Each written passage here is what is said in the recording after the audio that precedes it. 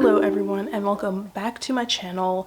I am back, I'm alive, and I am here to talk to you about my 10 most recent reads and a few DNFs because I'm being strong this year and I am saying goodbye to books when I'm no longer interested in reading them. Saves me some time and why focus on books I'm not enjoying. I know it's like obvious to most people, but DNFing is difficult for me, so this is a big step. Let me just show you quickly the little stack.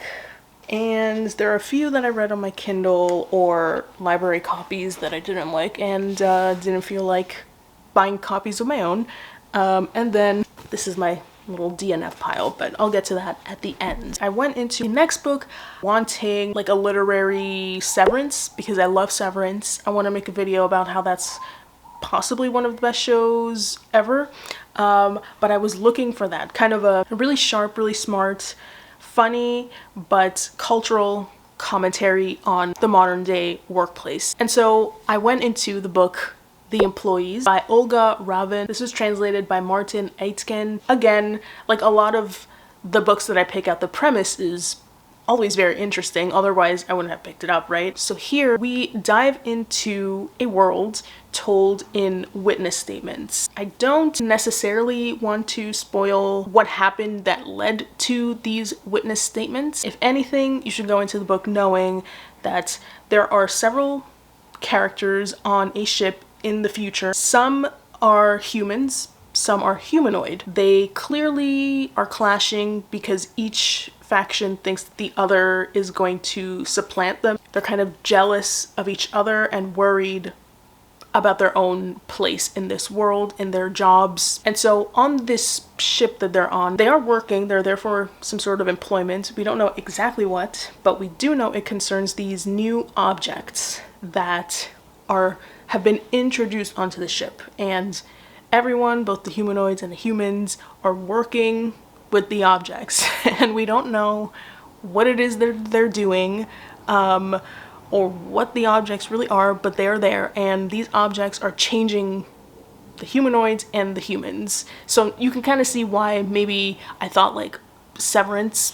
I got vibes of that from here because it's like the work is mysterious and important, but you don't know what the work is. So concept, excellent. I didn't mind the kind of dryness of the witness statement structure. It made it go quickly. It's a very short novel. For me, generally, it was just kind of throwing vagaries for the sake of creating a kind of creepy, cold atmosphere. And yes, it did achieve that. But I wanted more. It kind of becomes stale after a while. Like with the book Unworld, there were really interesting questions. Here, there was a big theme of boundaries between humans and humanoids, the objects and either humanoids or humans, animals and other species, not just figurative boundaries, but literal ones like skin boundaries, how that gives us a sense of protection. So compelling, but only for a bit. After that, it's just like, I need answers. I need to know what's going on.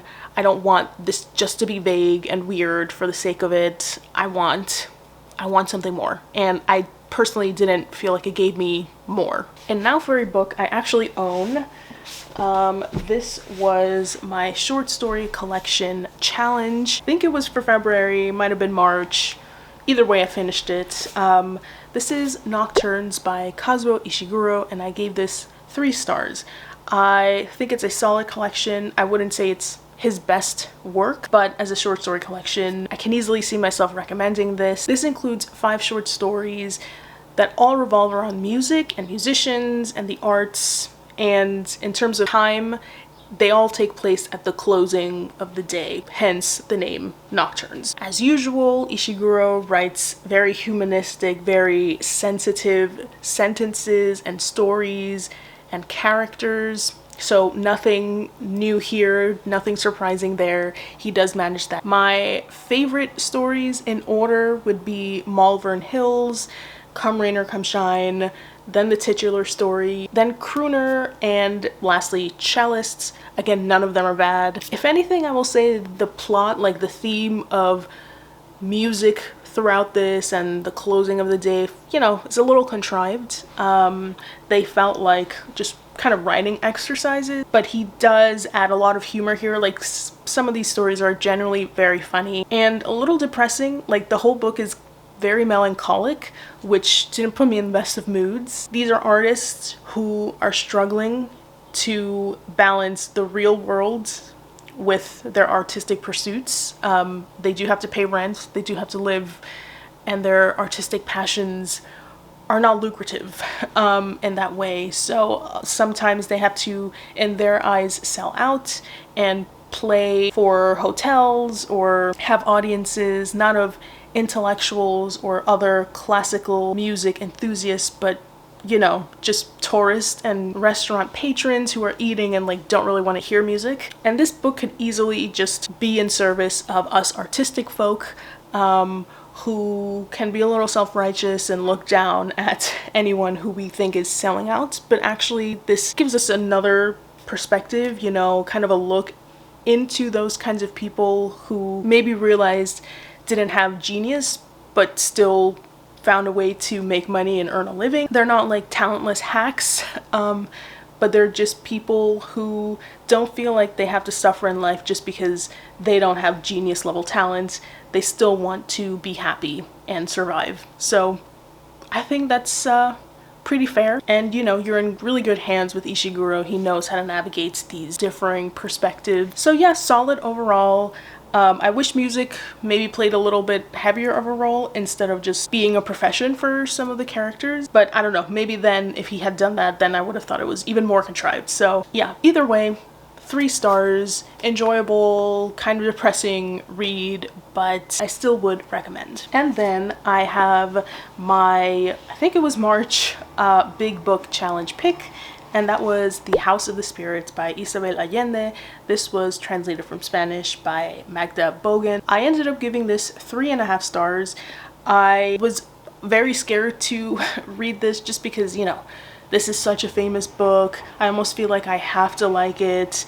I have to enjoy it, and if I don't, then I'm going to be interrogated as to why I don't. But I did like it, actually. The writing was really fluid, and I thought this was a really well-balanced homage to, obviously, 100 Years of Solitude. It's not a secret, which I appreciate the openness of Allende in explaining just how that book has influenced this, beyond the story, but, you know, the kind of background and how she came to writing this book. So this is, in short, a family saga. In my summary, in my TBR reveal for my big books challenge, I did, in my opinion, give too much away. It is online, the summary of this book, but I kind of want people to go into this not knowing who the 2 main perspectives are, because there are 2 characters that they name. One is Esteban, which is not a spoiler. The other one I almost feel like is a spoiler because you don't really know who that character is until the end. Just go into this knowing it's a family saga, 2 main perspectives. One of them is a crazy man named Esteban, and the other one is a character you will know as the story unfolds. Now, my biggest gripe just comes down to this asshole Esteban. I hate him. You're supposed to hate him. I get it. It's intentional. But I just found him so overwrought, so overwritten as a character. Like, we get it, he's bad, but I felt like it just became this caricature. Some of the bad things that he did, it was like laughably bad, you know? Like, if you've ever seen the movie The Revenant, like, lots of horrible things happen to that main character, up to a point where it's like kind of funny, which makes you feel like a horrible person. But we need to edit this down. We don't need the 100 ways that this guy suffers, right? In the same way that we don't need the 3,000 ways in which Esteban is a crook, is self-loathing, is a racist, is a classist, is just completely delusional. We don't need every example under the sun to like not like this guy and see what he's representing in the story and in Chile's history. We get it. If anything, yeah, him and some other characters were a little too symbolic for me. But given just how fluid the story is, how nicely it moves, how nicely it's paced, how fulfilling it is to compare the characters to their real life counterparts. Someone like Esteban, you know, is not going to ruin my entire reading experience, thankfully. And finally, one of my goals for this year was to finish this trilogy once and for all. And I'm very happy to say that I did. And not just that I can check it off and say I completed it, but that I enjoyed it. And 2 of the 3 books in this series went on to become my favorites of their respective years. So Wolf Hall was one of my favorite rereads of last year, and The Mirror and the Light is now one of my favorite books of the year, for sure. I ended up giving this between a 4 and a 4.5, like, whatever. It was excellent, right? First of all, what an idiot I am. I didn't know that Hilary Mantel passed away. I have no idea how I missed that, but RIP to really one of the greats. It's truly a feat that I even care about Thomas Cromwell and all these Looney Tunes from this time period. All of them are crazy. Just all of them, including Thomas Cromwell. No offense to him. I know we get his perspective. We get to sympathize and empathize with him, but you know, he's a little nuts as well. So here we get the fall of Thomas Cromwell. No surprise here, but he did get executed by the person who maybe trusted him most throughout his career, the King, Henry VIII, who is a vile and vermin and one of the worst men in history, hands down. So we trace the last few years of Cromwell's life. We still get a few of his highs, but they inevitably crumble down after the death of Henry VIII's second wife, Jane, who dies in childbirth, and Cromwell is forced once again to find this crazy man, Henry VIII, a new wife, and he does in Anne de Clèves. I think that's how you say her name. This poor woman who is forced to marry this man who ends up like not liking her at all. He's disgusted by her. He calls her ugly. He says that when he's with her in bed, like, he can't stand to see her stomach because he thinks it's flabby. It's like, how dare you? Obviously, we don't have photographic evidence of what Mr. Henry VIII looked like, but I'm guessing he was no Brad Pitt. You know, I'm certain he was not a looker.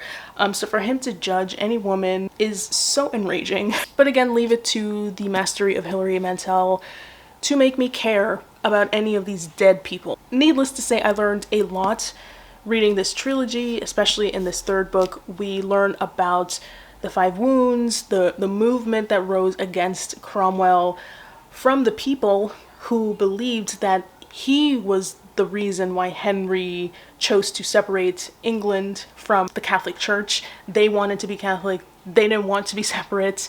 And so they blame Cromwell and they start making him out to be this Machiavellian character with these, you know, machinations and manipulations to try to take the throne himself. We see here just how people discriminated against him no matter how high he rose in ranking. They always saw him as lowborn.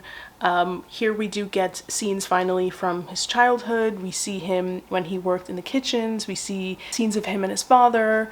We see the beginnings of his work with Wolsey. We also see him as a kid meeting Thomas More, who, you know, doesn't come across very well. Even those in holy and high places who should be welcoming and empathetic toward those who grew up in struggle and in poverty, even those people judge Thomas Cromwell. This is just a feat of a trilogy. I'm so surprised I enjoyed it. I really thought it was just going to be a dry and uninteresting gallop through a time period I had no interest in.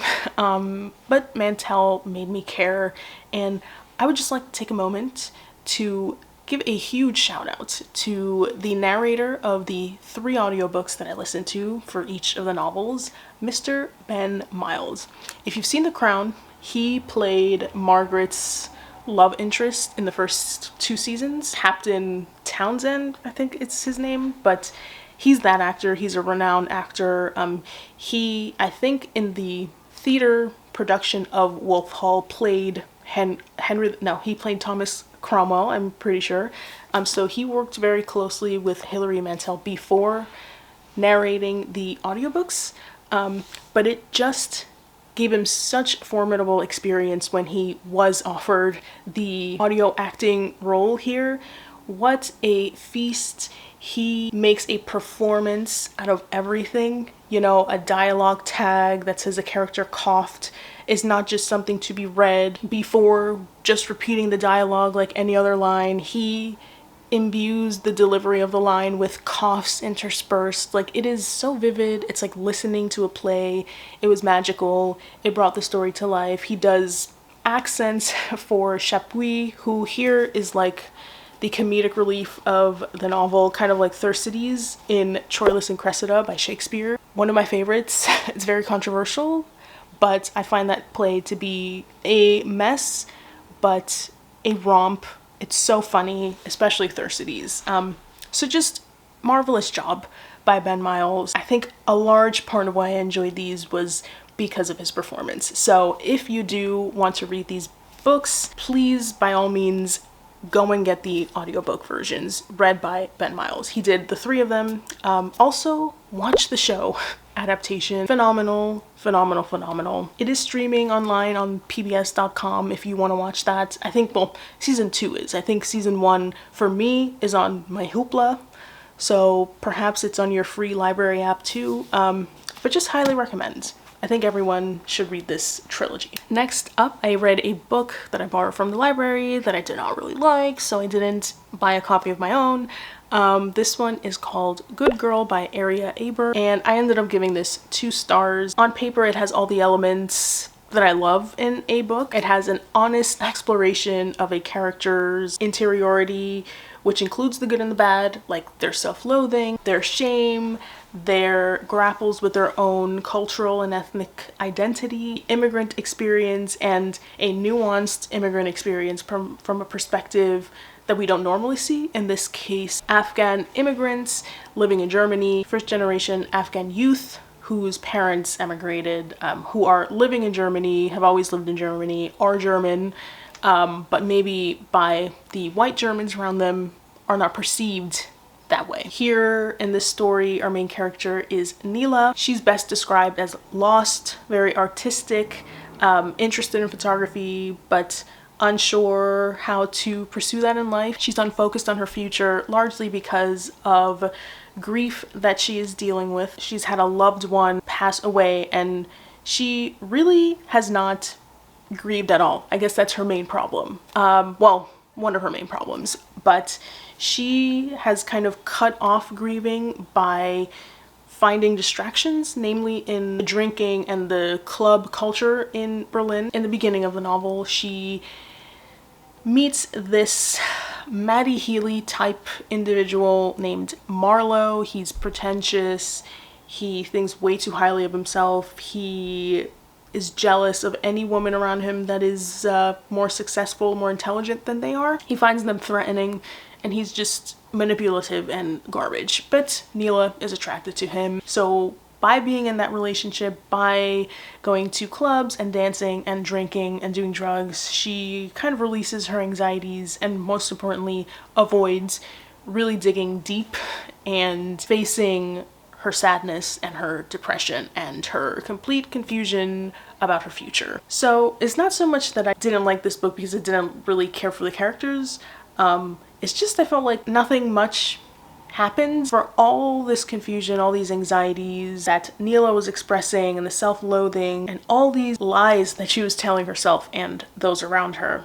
The novel seems to just wrap those questions and concerns up very nicely. She kind of accepts her identity, figures out what to do about her photography, figures out her romantic relationships and what to do about them, and that's the end of the novel. And it's just too neat for the messiness that her life was prior to that moment. And ultimately, I think I just don't like books about drugs. In the end, I just don't find them that interesting. They usually end up doing the same thing in all of them. You know, the character doesn't want to face their deep issues, so they look to drugs. And not that I'm saying that I am annoyed at that as a fact that people do experience that. I'm not judging that at all. I'm judging literature that explores that. I don't find it interesting. In the same way that I don't really like movies about sports, it's not for me. It's not for me. I don't like it. And I should have known better going into this that perhaps this wasn't going to be for me. But writing wise, it's actually very good. As usual, poets make very good prose writers too. On a sentence level, this was very good, very impressive for a debut novel. Just didn't really do it for me on a story level. Oh boy. All right. Next up is the one and only Sally Rooney. And I finally read Intermezzo. Let me put it here. So I finally read this, her 4th novel. I'm a huge fan. Rooney is one of my absolute favorite authors. I will read anything she writes. That doesn't mean I'm gonna like everything she writes. Mr. Salary, I think, is not a very good short story. Sorry, I said it. And of her novels, I will say, though this is her most mature, her most restrained, it's not my favorite. It has a lot of strengths, as usual. Rooney has a deft hand at capturing micro emotions in her characters. She can extend a thought. She can massage meaning out of ruminations in ways that I think make her very special. A lot of her characters' introspection reminds me a lot of those in Elena Ferrante's books. In the same way that Ferrante is able to scoop out every potential in a character's psyche, I think Rooney similarly does the same. So reading her work can be just very inspiring because it's beautiful on the page. It can also be very confrontational and you feel kind of seen and called out because you can identify a lot of your flaws in her characters. And here, the 5 characters that we meet that join the canon of Sally Rooney unforgettable characters are the 2 brothers, Peter and Ivan, and the women in their lives. The women in Peter's life are Naomi and Sylvia, and the woman in Ivan's life is Margaret. So Peter is 10 years older than Ivan. Ivan is a chess genius, although he wouldn't really describe himself as that. He's kind of insecure and not so confident in making that claim, but his brother seems to be very confident making that claim, and other people around him are confident making that claim. Peter is a lawyer. On the outside, he looks really put together, very naturally attractive, very naturally social. Like, he seems like he's got it all together. Ivan is more socially awkward. There have been some readers that say that he might be on the spectrum. That's not written, that's not explicit, but perhaps he is. Outwardly, he struggles communicating. He is very nervous. He's very awkward. And interestingly, both their narration styles, because those are our 2 main voices, we see the unfolding of events through either Peter or Ivan. Peter's narration, despite his outward appearance of having everything put together and everything being clean, his narrative style is kind of like wannabe James Joyce, very stream of consciousness, very fragmented, almost nebulous. It takes a little bit to get into the rhythm of that kind of style, whereas Ivan, despite being kind of awkward and not good at speaking, in person, his interiority, his thoughts are very clear, very traditional prose, very objective. So I thought that was a very smart and interesting and engaging way to portray both of them. And the online sphere is baffling. I think we all know that. But for me, I found it very interesting because from what I've read online so far, from other readers, a lot of people hate Peter. They found him so obnoxious, like someone who used the women around him, who discarded them, and they have so much sympathy for Ivan. And I read this and I kind of had the opposite reaction. I didn't love either of them. In fact, I hated everyone in this book. I thought they were all making dumb decisions. They couldn't make a good decision to save their lives. So I didn't care for any of them. But if I had to choose, I feel like Peter, of the 2 brothers, seems the one more willing to have a conversation, whereas Ivan, if you don't read his mind, he shuts down immediately. There was a conversation at some point between the two brothers where, now admittedly, Ivan has incel behavior, whether he likes to hear that or not, whether he thinks he's moved on or not. The things that we see described from his past, a little questionable. And so Peter points that out, like, no offense, but you've had these kind of misogynistic impulses, like, you're kind of an incel.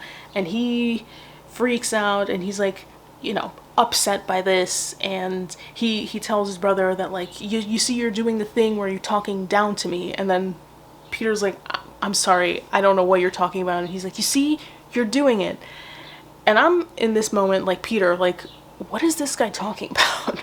Can you explain yourself? And instead of that, he just shuts down and leaves, and he kind of starts ghosting people after that.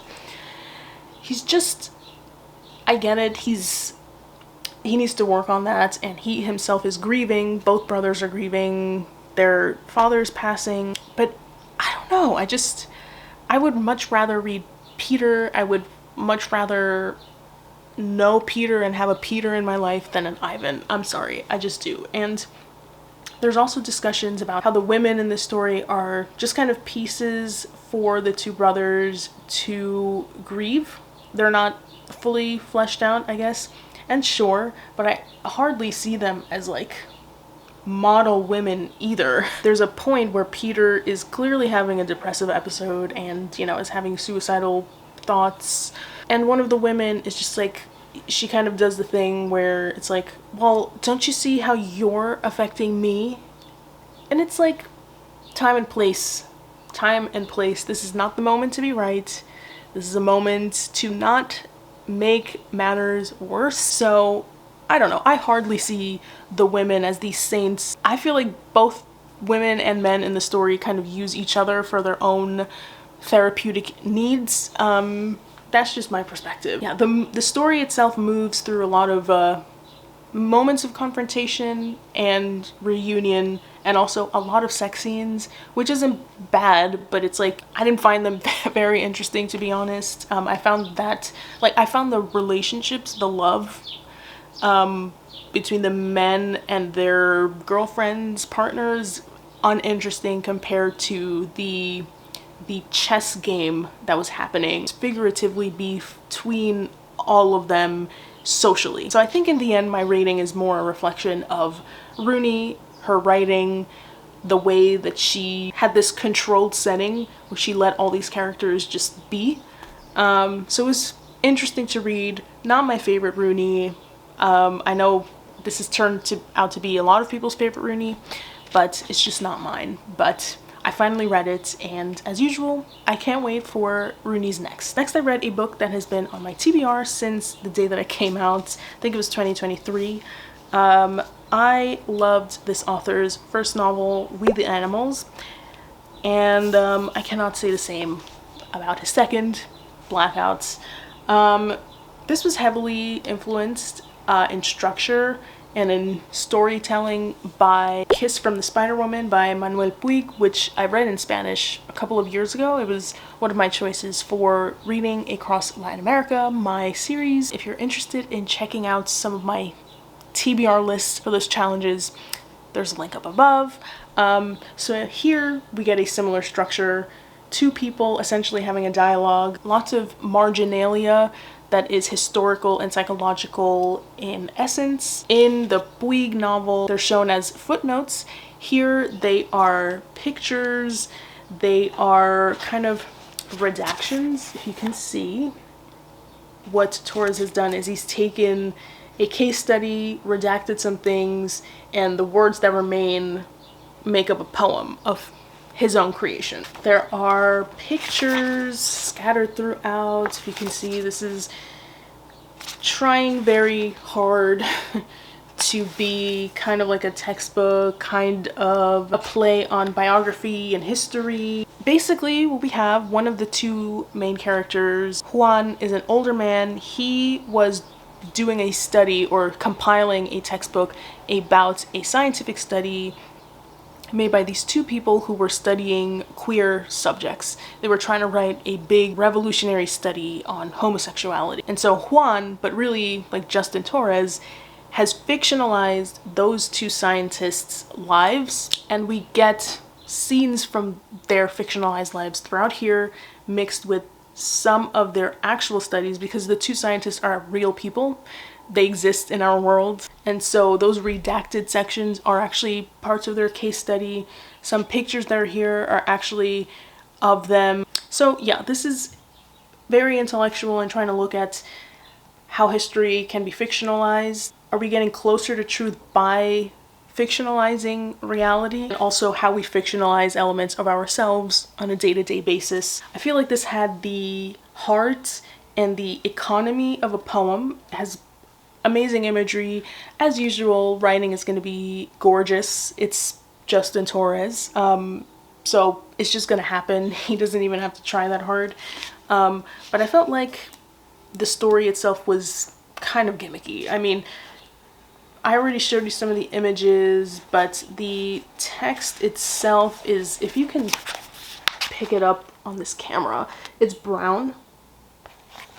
So it's kind of supposed to mimic like an old textbook that you find at the library or something. It's all a little unnecessary. I felt like there was a lot of experiments, but very little, if any, payoff. And then on a completely different note, another one of my favorite books of the year. This book, wow, I'm gonna be thinking about it for a very long time.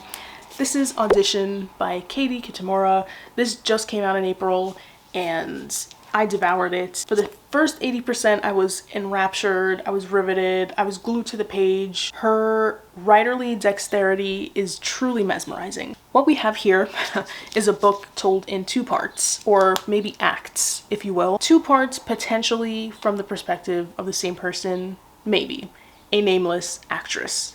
So part one, or act one, we follow this nameless actress in the time of her life where she's finally gotten a good, juicy acting role. One with nuance, one with strength, one that shows female weaknesses too. It just feels fully well-rounded. There's a problem though. The play itself, though extraordinary in its own right, is split into two halves. And in the actress's perspective, it seems like the playwright wrote two different plays and just decided to join them together. It makes no sense why they're together, but it's like, oh well, now it's up to the actress to figure it out and make it work. And she has absolutely no idea how to make it work, because it just seems like two different characters. You have no idea how it all makes sense together, and the in-between, like how to get from the character in the first act and the character in the second act, is kind of the heart of the play. This moment of huge transformation, how is she going to manage this? So she's freaking out, she's having anxieties. Also, at the same time, a stranger comes into her life. His name is Javier, and his presence might cause a rupture in her marriage to Tomas. And then, unimaginably, we start part two. And you might see where this is going, but part two, we meet maybe the same person. Everyone here is kind of the same character, maybe. There's the nameless actress again, married to a guy named Tomas, and Javier, who is their son in part two. And so this book is asking a lot of questions. Are these characters all the same? How does it make sense that they're the same if both halves are so different? Is what we're reading really the context of the play itself? Is this like a metafictional drama that we're reading? Which character is in a contractual performance? Like, who is acting? It's also asking us to look at the performances we play in our day-to-day lives. It asks us to see how our life circumstances might change us as people, our personalities, different roles, whether it be becoming a mother, becoming a student, becoming a boyfriend, etc., how that affects us. Also, who is auditioning? Because the title is called Audition, but who is auditioning? I felt like the last 30 pages or so were chaotic for the sake of chaos that I didn't really appreciate, but I thought everything else worked so well. It really just makes us question who we are when we don't have an audience, when we are not performing. Who are we? And why is there a need to be different, depending on the audience that we have? So I, like I said, didn't love the last 30 pages, but I can't forget how hooked I was to every other page in this book. So truly mesmerizing to see how Kitamura just chases and bends a thought. It's like a complete argument in a sentence. It's beautiful to see. It's like gymnastics. And next we have a flop. It's called Blob by Maggie Sue. I gave this a very generous 1 star. I had, some interest in this book, obviously. This seemed like it was going to be quirky and fun and kind of a light read. So basically our main character, she goes to a drag show and she goes outside to the little alley to take a break, and while she's there she sees a blob with a face on it, and she decides to kind of adopt this blob. She calls the blob Bob, and it seems like Blob/Bob has a life of its own. It starts growing. And basically the character in this novel is allowed to do 2 things. One is make dumb, unnecessary choices in response to this blob growing, or have a guess who's coming to dinner situation. It seems like those are the only setups that we get in this novel, and it's kind of boring, it's kind of prescriptive. It's trying to tease out, like having the reader wonder, like, can men be objectified? What happens when they do? And it's like, are you 3? Of course they can be objectified. Is that new to anybody? I just didn't really find this interesting or worth my time, so it was a flop for me. Also, in the world of Vandermeer and Kelly Link and Murakami and the next author that I'm going to mention, like, the weirdness of this novel just kind of seems like a sad attempt. I'm so sorry. The last book that I finished is another one of my favorites of the year, and I'm so glad I read this. This was my pick for April for my short story collection, Things We Lost in the Fire by Mariana Enriquez. This was translated by Megan McDowell, of course. I had no idea that there were linkages between this collection and Our Share of Night, which I read last year for my big book challenge. When I was reading the story called Adela's House in Here, I just kept thinking, like, I've definitely read this before. And yeah, it's because that scene with like different character names did appear in Our Share of Night. It was a portion that featured a one-armed girl that gets kind of devoured by this haunted house. Very memorable. So yeah, when I saw this, it was like, there has to be a link. This is social horror at its finest. I really feel like we are so privileged to live in a world where Enriquez is able to share her writing, and we are lucky enough to read it. She knows deeply what concerns her country. She knows the nuances. She writes from those different nuances about class, about race, about injustices, about the trauma of history on the current generations in Argentina. It's brilliant, and she manages to use horror in such an intelligent way. Here, some of my favorite stories were The Dirty Kid and The Neighbor's Courtyard. The only reason I didn't give this 5 stars, I gave it 4 stars, I did feel like some of the stories were, even for short stories, kind of short. Ones like No Flesh Over Our Bones and End of Term. I felt like what they did in such a short amount of time, like other stories in the collection already did. But you know, it's not a hardship to read more from Enriquez. I do want to read some quotes from the translator that I think perfectly capture just the brilliance and the power of this collection. So Megan McDowell says, "The author's characters occupy an Argentina scarred by the dirty wars of the 1970s and 80s, a country whose return to democracy was marked by economic instability, hyperinflation, and precarious infrastructure. A nation that even in this decade has seen egregious instances of femicides and violence against women. The horror comes when Enriquez's characters have to acknowledge their border position, to recognize the other reality, and see themselves according to a different and dreadful new logic." fantastic way to describe it. I couldn't have said it better myself. Also, my edition had a new story called Julie. And then very quickly, I do want to mention 3 books that I ended up DNFing. One, unfortunately, was my January Big Book Challenge book, The Crimson Petal and the White by Michelle Faber. I got 400 pages through of this disaster. This is from the perspective of a prostitute named Sugar, who we see starting to rise in society thanks to her connection with this perfume magnate, William Rackham. He meets her because he was her client for a night, and he just is so wowed by the fact that she's intelligent, and she is, you know, smart enough to kind of use this to her advantage too and improve her life and her circumstances. I just have okay, this is about prostitution, so obviously it's going to be sexual, but like the way that Michelle Faber writes it is absurd. There was a scene in here where Sugar is showing off how she can shoot water like a fountain from her nether regions. I mean, what does that do for the story? Like, there are so many unnecessary scenes here. It just feels like a man who wanted to write a woman who could do these things. Like, it didn't feel like it served any purpose at all for the story. At all. And I was bored, and I'm mad that I spent 400 pages of my life reading this instead of 400 pages of another better book. So I finally just said enough is enough. I don't care where she can shoot things out of.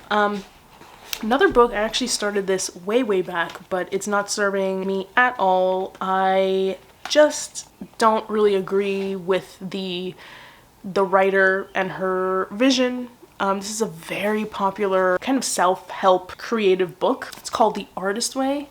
I just don't think everybody on earth needs to write.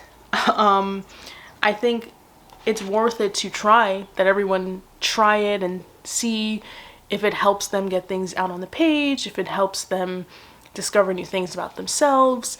But I don't think that everyone has a creative god within them. Like, I think some people just like math or like sports and don't have to like the creative arts. I don't know. I just don't think it needs to be forced into everyone's life. I think if you're curious about it, by all means try it out. As a person who writes, I don't write it for a higher being.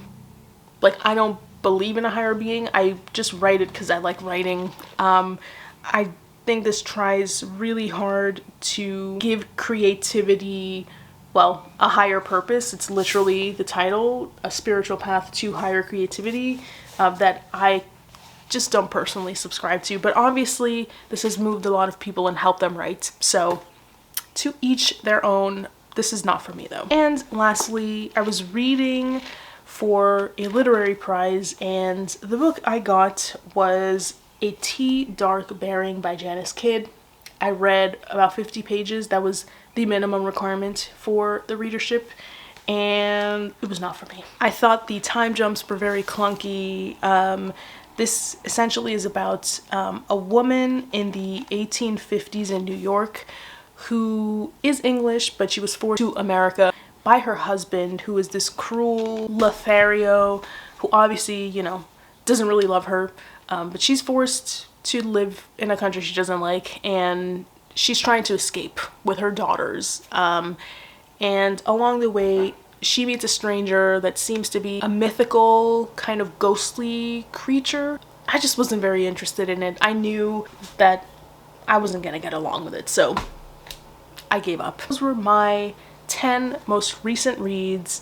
I'm reading a little quicker now, so I'm already like halfway through my next 10 reads, so the next 10 reads video should be coming up much sooner than this one did. How do you feel about DNFing books? Are you as hesitant as I am, or are you a rational human being and don't mind giving up a book you don't like? I'm still kind of struggling. I was brave with these 3, but let's see if I stay strong and persist. But I hope you are otherwise having a great reading month so far. I say this and we're about to end May, but I hope your great reading continues into the next month, and I will see you very soon. Bye.